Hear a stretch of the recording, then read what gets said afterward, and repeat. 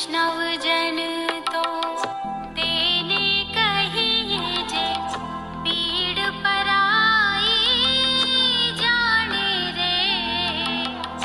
वैष्णव जन तो तेने कहिए जे पीड़ पराई जाने रे। पर दुखे उपकार करे तो ये, पर दुखे उपकार करे तो ये मन रामं पुण्य सुश्लोक्य नामं हृतजन परितापं चारुचापं मनोज्ञं विहरत पुर नित्यं वाम सीता सुभृत्यं अमित गुण समुद्रं नौमि श्रीराम भद्रं। हे हे विदेह तनये वसुधा सुपुत्री माधुर्य मूर्ति महिमा वधि राम राज्ञी।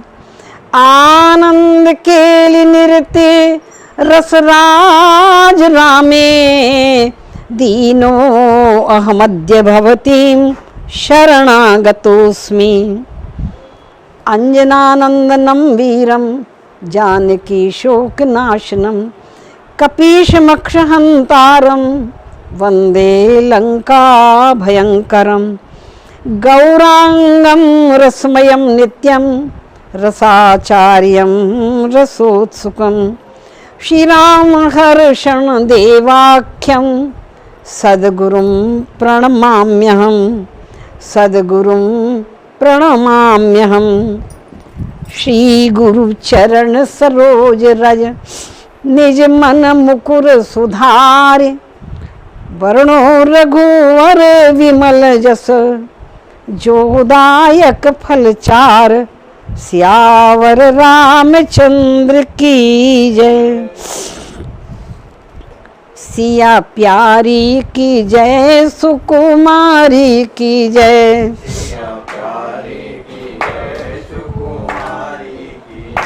बोलो जनक दुलारी की जय जय जय। बोलो जनक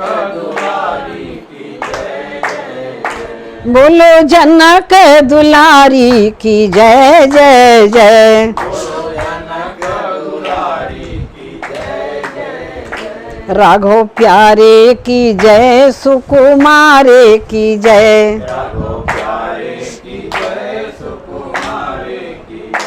बोलो जन दशरथ दुलारे की जय जय जय। बोलो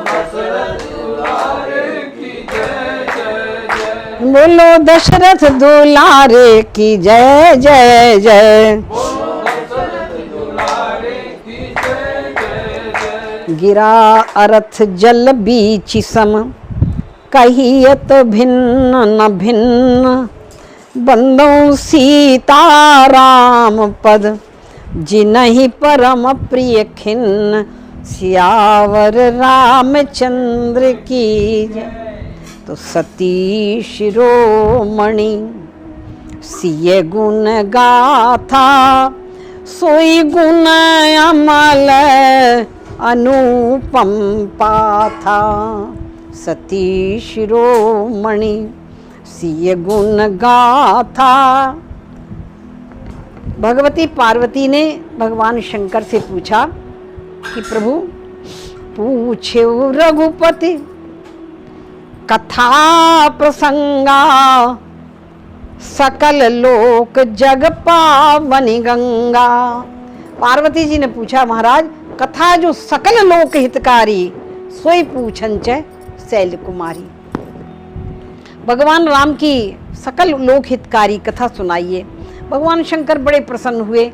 कहा देवी तुमने बहुत अच्छा पूछा है, क्योंकि ये जो कथा है, ये कथा जो ये भगवान श्री राम की कथा सारे संसार के लिए पवित्र करने के लिए गंगा जी के समान है। जैसे गंगा जी सबको पवित्र करती हैं, ऐसे ये कथा भी सबको पवित्र करती है। पूछे रघुपति कथा प्रसंगा सकल लोक जग पावनी गंगा। तो पार्वती जी ने पूछा कि महाराज राम जी की कथा अगर गंगा है तो सीता जी की कथा क्या है? तो भगवान शंकर ने कहा कि अरे राम सीता कोई अलग थोड़ी है, गिरा अर्थ जल बीज सम कहियत भिन्न न भिन्न। फिर भी बोले लीला में तो अलग हैं। तो महाराज किशोरी जी की कथा क्या है बताइए। भगवान शंकर ने कहा सती शिरोमणि सिय गुण गाथा सोई गुण अमल अनुपम पाथा। देवी भगवान राम की कथा अगर गंगा है तो भगवती सीता की कथा उसमें भरा हुआ अनुपम अमल पवित्र जल है। राम की कथा गंगा है तो सीता जी का चरित्र उसमें भरा हुआ पवित्र जल है। जल को निकाल लो तो गंगा जी क्या बचेंगी, भगवती सीता का चरित्र निकाल लो तो राम की कथा कुछ नहीं बचेगी। राम की जो कथा है वो वास्तव में सीता जी की ही कथा है। सीतायाश्चरितम महत।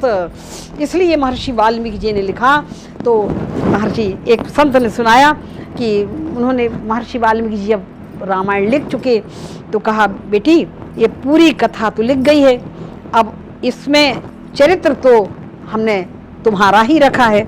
अब ये बताओ ये चरित्र तो तुम्हारा हमने लिखा है बिटिया, अब इसमें इसका हम नाम सीतायन रख दें तो। भगवती सीता ने कहा कि प्रभु गुरुदेव भले ही आपने इसमें मेरा चरित्र लिखा हो पर इसमें रामायण ही रखने दी, इसका शीर्षक भगवान के नाम पर ही रामायण, इसलिए रामायण लिख दिया, पर है वास्तव में सीता जी का ही पूरा चरित्र है। और हमारे गुरुदेव तो कहते थे कि भगवती सीता तो हेशी पुरस्कार वृत्ति हैं, जीव और ब्रह्म के बीच में ये मध्यस्थता करने वाली हैं। गोस्वामी जी लिखा कि आगे राम लखन पुनि पाछे और बल कल वेश विराजत काछे, उभय मध्य श्री सोहहि कैसे, ब्रह्म जीव बिच माया जैसे। तो ये माया तो बहुत विकट मानी जाती है, माया महाठगनी हम जानी, रमैया की दुल्हन लूटा बाजार, कबीर देखें। और सब संतों ने माया को बहुत खराब कहा है। माया तो ब्रह्म और जीव को अलग करने वाली है, तो ऐसे गोस्वामी जी ने कैसे कह दिया कि ब्रह्म जीव बिच माया जैसी। देखिए तो माया का अर्थ वो अज्ञान ही नहीं है, वो माया दुष्ट नहीं है। माया का एक अर्थ है माया दंभे कृपायाम च, ये हमारे कोश में प्रमाण आया है। माया का अर्थ है दया।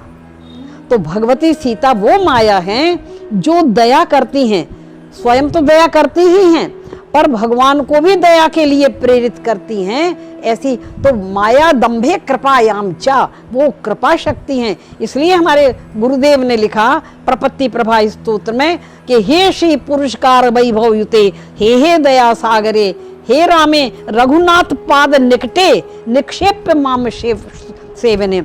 आप जीवों को भगवान के चरणों में डालती हैं और उनमें जो कलुषता है, पाप है, उसको धो करके भगवान के चरणों में डालकर आप मध्यस्थ कर भगवान से प्रार्थना करती हैं कि इसको आप अपनी शरण में लीजिए, तब भगवान लेते हैं। तो भगवान की कृपा इनके द्वारा होती है, भगवान स्वयं ऐसे नहीं कृपा करते। इनकी जब कृपा हो जाती है तब भगवती किशोरी जी के कहने पर, इसलिए गोस्वामी जी ने लिखा, जब विनय पत्रिका लिखी तो ये विनय पत्रिका लेकर गए भगवान के पास, कैसे पहुँचेगी तो कबहू अम्ब अवसर पाई, मेरी और सुधि द्याय भी कछु करुण कथा चलाई, कबहू समय सुधि द्याय भी मेरी मातु जानकी। बड़ी प्रार्थना की है।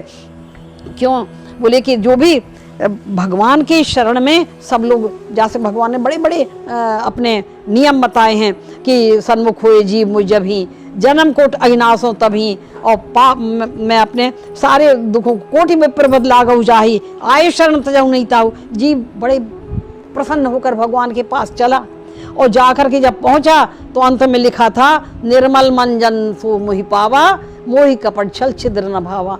बेचारे हम लोग जैसे सब दिन लौट करके चले आए, जाएं तो कहाँ जाएं, निर्मल मति कैसे प्राप्त करें। तो गोस्वामी जी ने कहा चिंता की बात नहीं है, निर्मल मति भी कौन दे सकता है। तो बोली जनक सुता जग जननी जानकी, अतिशय प्रिय करुणा निधान की। ताके जुगपद कमल मनावऊं, जा सुकृपा निर्मल मति पावऊं।